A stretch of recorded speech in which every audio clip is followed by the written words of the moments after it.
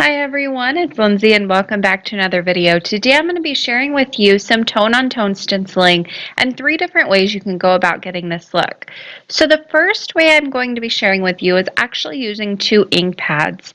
The same color, one's just going to be a little bit darker than the other one. I'm using some Catherine Pooler inks today. I'll be using Icing on the Cake and Over Coffee, which are 2 brown tones. A good way to choose your inks is to actually have them swatched, which I tried to get around for so many years. I finally did it though, and this little guy comes in so handy. I can easily find 2 coordinating ink colors, whether they're in the same line or not, and I'm easily able to find 2 colors that will go together for this technique and for many others. So the first thing I want to do is start working on my panel. I'm working on a white cardstock panel here, and this is an A2 size panel, so 4¼ by 5½. I'm starting with my lightest ink color, which is the Over Coffee, and I'm blending that on with one of my makeup blending brushes. These are the cheap ones from Amazon. They work really well. I haven't had any problems with them, and I've been using these for quite a while now. So I want a lighter background here because I want my darker ink to show up pretty prominently over this. So I'm just going to keep ink blending kind of from the outside edges towards the center and getting lighter as I go towards the center, making those edges a little bit darker.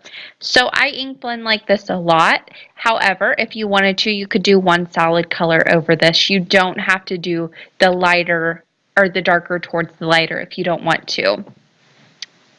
And as always, make sure you're using an ink blending tool that you are comfortable with. You can hide a few mistakes with your stenciling over the top. However, the less mistakes you have to hide, the better this is going to turn out. So over the top of that, I'm going to go ahead and position my stencil. I am using the Blueprint stencil from the Crafters Workshop, and this is in the 6x6 size. If you're unfamiliar with the Crafters Workshop stencils, they not only carry the stencils in the 6x6 size, but also same exact style in the 12x12. So whether you're an art journaler or a card maker primarily, you have options that you can choose from, which is great. So through that stencil, I'm going to start placing some of that icing on the cake ink. Instead of brushing this on though, I'm going to use a sponge dauber and go pretty heavy-handed with this. So I'm going to go in with a pretty heavy hand here. I want it to show up nice and bold on that background. I'm also twisting and kind of wiggling around to make sure I get every nook and cranny on this very fine detailed stencil filled in. So I'll continue to just put that ink through, again, building up that layer. You can do a lighter hand on this too if you wanted it to be more of a faded look. However, I'm going to go bold here. Now, once I have this exactly like I want it, you could see I'm kind of pulling up the stencil to make sure everything's as I like it.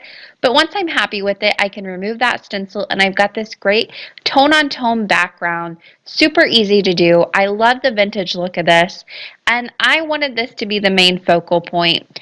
So what I did was I actually kept the background full A2 size and placed it over a card base. Then on top of that, I went ahead and stamped a thanks sentiment on vellum, and I heat embossed that with some gold. I added some die cut frames around that, and I wanted to keep that vellum right in the center, but so it wouldn't cover up any of that background. The only thing that's covered up is around those frames, and that's all there is to it with that card. Super easy. Now the next technique I want to show you is just with using one ink pad. This comes in really handy if you're in a hurry, or maybe you're a new card maker and you don't have that many ink pads. It's super easy to do this technique as well, and it works just as well as using 2 ink pads. I'm going to start off the exact same way. I'm using the Catherine Pooler Skylight ink pad, which is a gorgeous kind of aqua blue, but it's more dusty looking. I don't know. It's a gorgeous color. I'm using my makeup blending brush again, and I'm just going to blend just like I did on the first one from the outside towards the center, keeping the outside edges darker. I'm again ink blending on white cardstock, and this is A2 in size, so I'm using up the whole card background for this. I really wanted this to be the main focal point of all these cards. On all my ink blending, at a certain point, I do get that scrap piece of paper out and use that to place my fingers on. Now for the stenciling on this, I'm going to go for another Crafter's Workshop stencil in 6x6 size, and this is the Newport Tile stencil. I have used this stencil before. It is one of my favorites, and I love, love, love the look of this on a finished card. It's nice and bold. I went ahead and placed that on my card panel, and then I'll use a sponge to start sponging through all those openings, that same skylight ink, again using a heavier hand. Now the difference between using the brush and the sponge, with the brush you're going to get that lighter, softer, blended look. When you go and you get that sponge and you start sponging it on, you're going to get a more concentrated color. So that's going to give you the look of using two ink pads, one lighter, one darker, but really you only have to use the one. I'm using an ink blusher here. You can use a makeup sponge, or you can use a finger dauber or the jumbo dauber like I did before. It really is up to you, and it's kind of whatever I have laying on my desk, to be quite honest, and whatever I have a color of already. So like I already had blue on this ink blusher, so I didn't want to waste it and grab another one out. So I just went ahead and used it and sponged through all those little openings. It's going to work exactly the same as a makeup sponge or anything like that.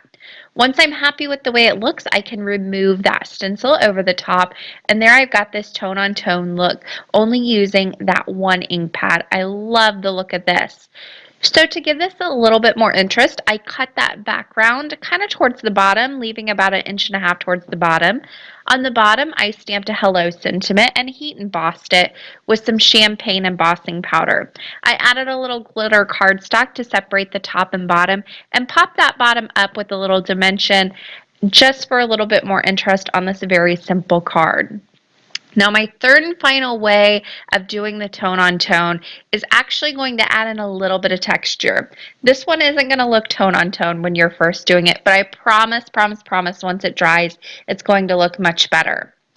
So again, starting off exactly the same way, except this time I am going to ink blend with my sponge dauber here on this. My jumbo ink dauber is what I guess I should say. And I'm using some Twilight ink, again from the Catherine Pooler line. This is a nice gray look, but it also has a little bit of a brown undertone. It's definitely on the warmer side. And I am going, again, from the outside in, but on this one, it's going to end up all being one color. It really isn't so important on this one how you're going to go about doing your ink blending. Use your brush, use your mini ink blenders, use your sponge, whatever you're most comfortable with. Just get that color on the background.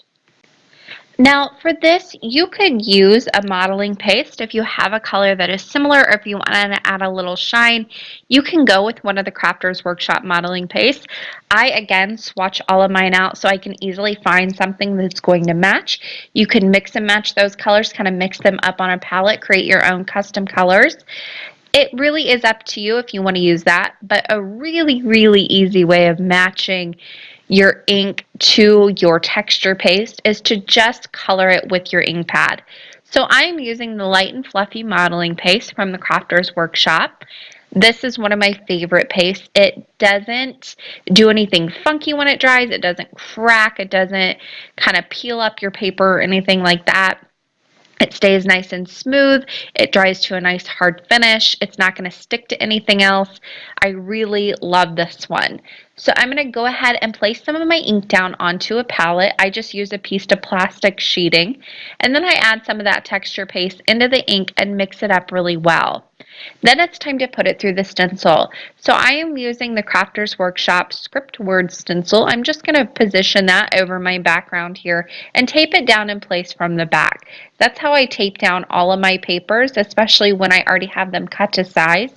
If you are working on a larger piece than you're going to end up with, it's not so important. But a lot of times I don't think that far in advance. I just cut it down to A2 size. So I like to go ahead and just tape it on from the back. That way I don't have to go in and cut anything down if I don't want to. I like to go ahead and use my palette knife and just smear through that stencil the texture paste that is now colored with that same ink that I used before. This isn't going to look like the same tone. when you first put it on. It just won't.